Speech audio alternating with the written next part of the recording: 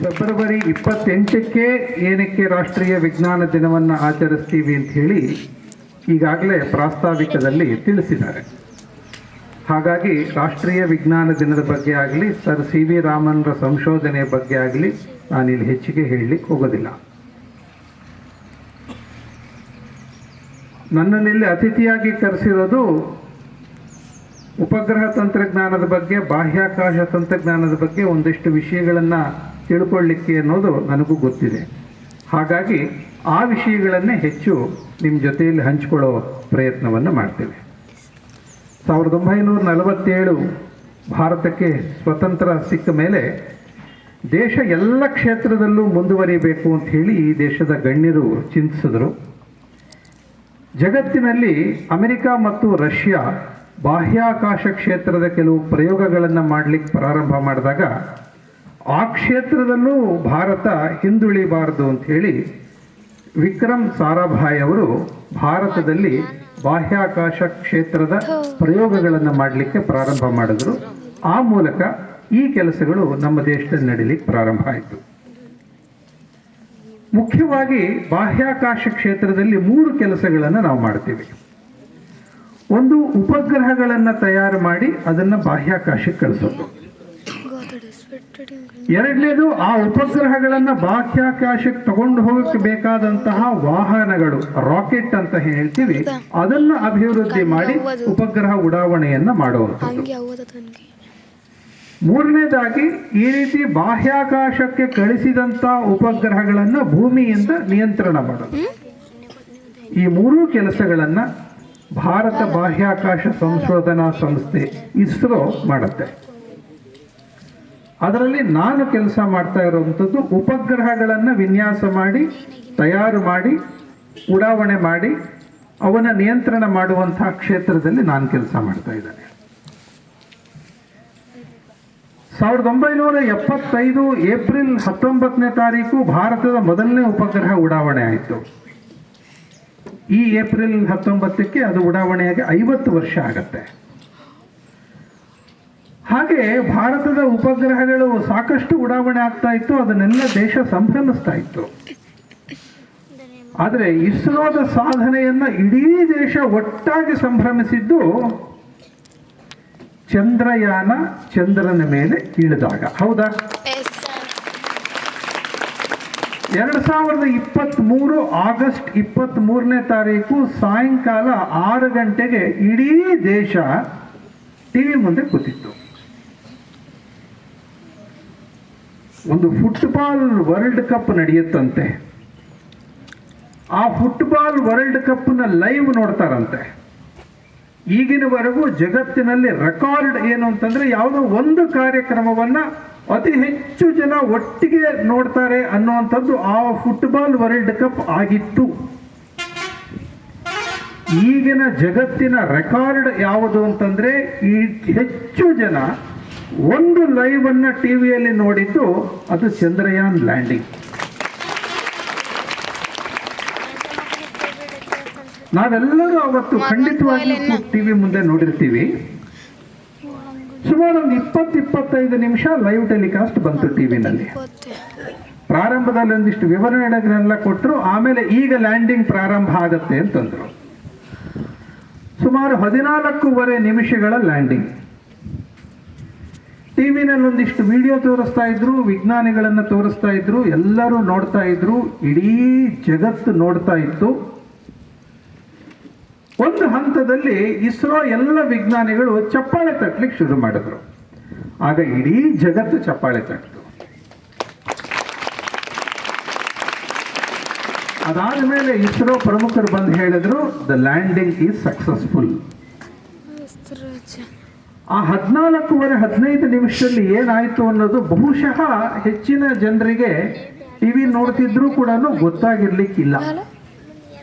ನಾನು ತುಂಬಾ ಜನ ಮಕ್ಕಳ ಜೊತೆಯಲ್ಲಿ ಸಂವಾದ ಮಾಡಿದಾಗ ನನಗೆ ಅರ್ಥ ಆಗಿರೋ ವಿಷಯ ಇದು. ಹಾಗಾಗಿ ಆ 15 ನಿಮಿಷ ಏನಾಯ್ತು ಅಂತ ಒಂದ್ಸಲ ಹೇಳ್ಬಿಡ್ತೇನೆ. ಚಂದ್ರಯಾನ್ ಅನ್ನುವಂಥ ಉಪಗ್ರಹ 2 ಉಪಗ್ರಹಗಳನ್ನು ಒಟ್ಟಾಗಿ ಸೇರಿಸಿ ಮಾಡಿದ್ದದ್ದು. 2 ಭಾಗ, ಮಧ್ಯಕ್ಕೊಂದು ಬೆಲ್ಟ್ ಹಾಕಿರ್ತಿದ್ವಿ. ಆ ಬೆಲ್ಟ್ ಕಟ್ ಮಾಡಿದ್ರೆ 2 ಭಾಗ ಬೇರೆ ಬೇರೆ ಆಗತ್ತೆ.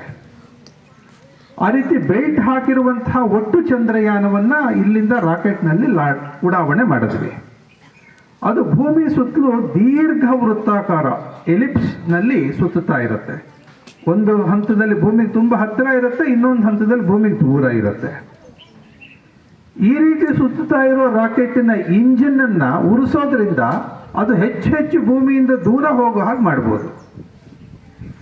5 ಹಂತಗಳಲ್ಲಿ ಈ ರೀತಿ ಚಂದ್ರಯಾನದ ಹಂತವನ್ನು ಎತ್ತರವನ್ನು ಏರಿಸ್ತು ಇಸ್ರೋ.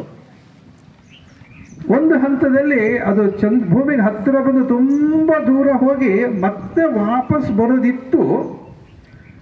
ಆ ಸಮಯಕ್ಕೆ ಸರಿಯಾಗಿ ಅದರ ಹತ್ತಿರಕ್ಕೆ ಚಂದ್ರ ಬಂದಿತ್ತು.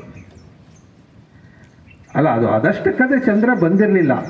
ಆ ರೀತಿ ಚಂದ್ರನ ಹತ್ತಿರಕ್ಕೆ ಬರೋ ಹಾಗೆ ಮುಂಚೆನೇ ಯೋಚನೆ ಮಾಡಿತ್ತು. ಅದೇ ಯೋಜನೆ ಪ್ರಕಾರ ಉಪಗ್ರಹವನ್ನು ಉಡಾವಣೆ ಮಾಡಿತ್ತು.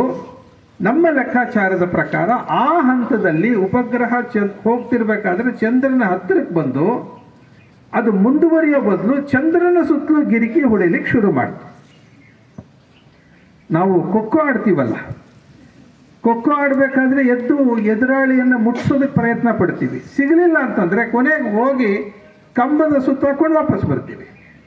ಹೇಗೆ ನಾವು ಸೀದಾ ಹೋಗಿ ಕಂಬಕ್ಕೊಂದು ಹಿಂಗೆ ಕೈ ಹಿಡಿದು ವಾಪಸ್ ತಿರುಗ್ತೀವೋ ಹಾಗೆ ಚಂದ್ರನ ಗುರುತ್ವಾಕರ್ಷಣೆಗೆ ಸಿಕ್ಕಿ ಈ ಉಪಗ್ರಹ ಭೂಮಿ ಹತ್ತಿರಕ್ಕೆ ಬರೋ ಬದಲು ಚಂದ್ರನ ಸುತ್ತಲಿಕ್ಕೆ ಪ್ರಾರಂಭ ಮಾಡ್ತದೆ. ಆಗ ಅದರ ವೇಗವನ್ನು ಕಡಿಮೆ ಮಾಡಿದ್ವಿ. ಕಡಿಮೆ ಮಾಡ್ತಾ ಆ ಚಂದ್ರಯಾನ್ 2 ಉಪಗ್ರಹಗಳು ಚಂದ್ರನ ಸುತ್ತಲೂ 100 ಕಿಲೋಮೀಟರ್ ತ್ರಿಜ್ಯದಲ್ಲಿ ದೂರದಲ್ಲಿ ಚಂದ್ರನ ಸುತ್ತಲೂ ಸುತ್ತುತ್ತಾ ಇತ್ತು. ಆ ಸಮಯದಲ್ಲಿ ಇಲ್ಲಿಂದ ಕಮಾಂಡ್ ಕೊಟ್ಟು ಆ 2ರ ಮಧ್ಯ ಬೆಲ್ಟನ್ನು ಕಟ್ ಮಾಡಿದ್ವಿ. ಈಗ 2 ಭಾಗ, ಒಂದು ಭಾಗ ಚಂದ್ರನ ಸುತ್ತಲೂ ಸುತ್ತುತ್ತಾ ಇರುತ್ತೆ, ಇನ್ನೊಂದು ಭಾಗ ಕ್ರಮೇಣ ಚಂದ್ರನಿಗೆ ಹತ್ತಿರ ಬಂದು ಸುಮಾರು ಒಂದು 30 ಕಿಲೋಮೀಟರ್ ದೂರ 30 ಕಿಲೋಮೀಟರ್ ದೂರಕ್ಕೆ ಬರೋ ಹಾಗೆ ಮಾಡಿದ್ವಿ. ಆ 30 ಕಿಲೋಮೀಟರ್ ದೂರದಲ್ಲಿದ್ದಂತಹ ಲ್ಯಾಂಡರ್ ಚಂದ್ರನ ಮೇಲೆ ಲ್ಯಾಂಡ್ ಆಗಿದ್ದು ಆ 15 ನಿಮಿಷ. ಆ ರೀತಿ 30 ಕಿಲೋಮೀಟರ್ಲಿದ್ದಾಗ ಅದರ ವೇಗ 1.68 ಕಿಲೋಮೀಟರ್ಸ್ ಪರ್ ಸೆಕೆಂಡ್ ಅಂತ ಹೇಳಿ ಎಲ್ಲ ಪತ್ರಿಕೆಗಳಲ್ಲೂ ಬಂತು. ಆ 1.68 ಕಿಲೋಮೀಟರ್ ಪರ್ ಸೆಕೆಂಡನ್ನು 15 ನಿಮಿಷದ ಒಳಗೆ 0 ಮಾಡಬೇಕು, 0 ಮಾಡಬೇಕು, ಬ್ರೇಕ್ ಹಾಕಿ. ಈ 1.68 ಕಿಲೋಮೀಟರ್ಸ್ ಪರ್ ಸೆಕೆಂಡ್ ಅಂತಂದರೆ ನಮ್ಗೆ ಅಂದಾಜು ಸಿಗಲ್ಲ. ಯಾಕೆಂದರೆ ನಾವು ಯಾವತ್ತಾದರೂ ಸ್ಪೀಡನ್ನು ಕಿಲೋಮೀಟರ್ಸ್ ಪರ್ ಸೆಕೆಂಡಲ್ಲಿ ಹೇಳ್ತೀವ. ನಮಗೇನಿದ್ರು kilometers per hour 60 kilometers per hour bus ಹೋಗುತ್ತೆ ಅನ್ನೋದು ಒಂದು ಐಡಿಯಾ ಸಿಗುತ್ತೆ ಅಲ್ವಾ. ತುಂಬ ಫಾಸ್ಟ್ ಅಂತಂದರೆ 100 ಕಿಲೋಮೀಟರ್ಸ್ ಪರ್ ಅವರ್ ಕಾರ್ ಓಡಿಸ್ತೀವಿ ನಾವು. ಈ 1.68 ಕಿಲೋಮೀಟರ್ಸ್ ಪರ್ ಸೆಕೆಂಡ್ ಅಂದರೆ ಸ್ಪೀಡ್ ಏನು ಅಂತಂದರೆ ಇದು ಗಂಟೆಗೆ 6000 ಕಿಲೋಮೀಟರ್ 6000 ಕಿಲೋಮೀಟರ್ಸ್ ಪರ್ ಅವರ್ ಸ್ಪೀಡಲ್ಲಿ ಆ ಉಪಗ್ರಹ ಹೋಗ್ತಾ ಇದೆ. ಅದನ್ನು 15 ನಿಮಿಷದಲ್ಲಿ 0ಗೆ ತರಬೇಕು. ಅದಕ್ಕೆ ಉಪಗ್ರಹದಲ್ಲೇ ಕೆಲವು ಇಂಜಿನ್ಗಳಿದ್ವು. ಆ ಇಂಜಿನ್ಗಳನ್ನು ಉರಿಸೋದರ ಮೂಲಕ ಅದರ ವೇಗವನ್ನು ಕಡಿಮೆ ಮಾಡ್ತು. ಯಾವಾಗ ವೇಗ ಕಡಿಮೆ ಆಗುತ್ತೋ ಅದು ಸಹಜವಾಗಿ ಚಂದ್ರನ ಹತ್ತಿರಕ್ಕೆ ಬೀಳಲಿಕ್ಕೆ ಶುರು ಮಾಡುತ್ತೆ, ಕಲ್ಲಿನ ಥರ ಬೀಳಕ್ಕೆ ಶುರು ಮಾಡುತ್ತೆ. ಆ ತಕ್ಷಣ ಇಡೀ ಉಪಗ್ರಹವನ್ನು 40 ಡಿಗ್ರಿ ತಿರುಗಿಸಿದ್ರಿ. 40 ಡಿಗ್ರಿ ತಿರುಗಿಸಿದ್ರೆ ಒಂದಷ್ಟು ವೇಗ ಹಾರಿಜಾಂಟಲ್ ಇರುತ್ತೆ, ಇನ್ನೊಂದಷ್ಟು ವೇಗ ವರ್ಟಿಕಲ್ ಇರುತ್ತೆ. 2ರ ಪರಿಣಾಮವಾಗಿ ಉಪಗ್ರಹ ಒಂದು ಹಂತದಲ್ಲಿ ಮುಂದಕ್ಕೂ ಹೋಗದೆ ಹಿಂದಕ್ಕೂ ಬರದೆ ಮೇಲಕ್ಕೂ ಹೋಗದೆ ಕೆಳಕ್ಕೂ ಹೋಗದೆ ಒಂದೇ ಸ್ಥಳದಲ್ಲಿ ಚಂದ್ರನ ಮೇಲೆ ನಿಲ್ಲುತ್ತೆ. ಅಂದರೆ ಅದರ ವೇಗ 0 ಕಿಲೋಮೀಟರ್ಸ್ ಪರ್ ಅವರ್. ಏನಕ್ಕೆ 40 ಡಿಗ್ರಿ ತಿರುಗಿಸಿದ್ವಿ ಅಂತಂದರೆ ಉಪಗ್ರಹದಲ್ಲಿ ಒಂದು ಕ್ಯಾಮರಾ ಇಟ್ಟಿದ್ವಿ, ಅದನ್ನು 50 ಡಿಗ್ರಿ ಆ್ಯಂಗಲಲ್ಲಿ ಇಟ್ಟಿದ್ವಿ. ಇದು 40 ಡಿಗ್ರಿ ತಿರುಗಿಕೊಂಡಾಗ ಅದು ನೇರ ಚಂದ್ರನ ನೋಡುತ್ತೆ. ನೋಡಿ ಕೆಳಗಡೆ ಇರುವಂಥ ಚಂದ್ರನ ನೆಲದ ಫೋಟೋ ತೆಗೆದು ಲ್ಯಾಂಡರಿಗೆ ಕೊಡುತ್ತೆ. ಕ್ಯಾಮರಾನು ಲ್ಯಾಂಡರ್ನಲ್ಲೇ ಇರೋದು. ಆ ಫೋಟೋ ಮಾಹಿತಿಯನ್ನು ಲ್ಯಾಂಡರ್ನಲ್ಲಿರುವಂತಹ ಕಂಪ್ಯೂಟರ್ ಸ್ಟಡಿ ಮಾಡಿ, ನಾವು ಮುಂಚೆನೇ ದೊಡ್ಡದೊಂದು ಚಂದ್ರನ ಮ್ಯಾಪನ್ನು ಕಂಪ್ಯೂಟರ್ಗೆ ಹಾಕ್ಬಿಟ್ಟಿದ್ವಿ. ಆ ಮ್ಯಾಪಲ್ಲಿ ಯಾವ್ಯಾವ ಜಾಗದಲ್ಲಿ ಲ್ಯಾಂಡರ್ ಇಳಿಯಬಹುದು, ಯಾವ್ಯಾವ ಜಾಗದಲ್ಲಿ ಇಳಿಯೋಕ್ಕಾಗಲ್ಲ ಅಂತ ಹೇಳ್ಕೊಟ್ಬಿಟ್ಟಿದ್ವಿ. ಈಗ ಲ್ಯಾಂಡರ್ ತಂತಾನೇ ಈ ಚಿತ್ರದ ಮಾಹಿತಿಯನ್ನು ತಗೊಂಡು ತನ್ನ ಮ್ಯಾಪ್ನಲ್ಲಿ ಹೋಲಿಸ್ಕೊಂಡು ಈ ಜಾಗದಲ್ಲಿ ಲ್ಯಾಂಡರ್ ಇಳಿಬಹುದಾ ಇಳಿಬಾರ್ದಾ ಅನ್ನೋದನ್ನ ನಿರ್ಧಾರ ಮಾಡಿ ಮುಂದಕ್ಕೆ ಇಳಿಬಹುದು ಅನ್ನೋ ಆಜ್ಞೆಯನ್ನ ಲ್ಯಾಂಡರ್ನ ಕಂಪ್ಯೂಟರ್ ಲ್ಯಾಂಡರ್ಗೆ ಕೊಡುತ್ತೆ.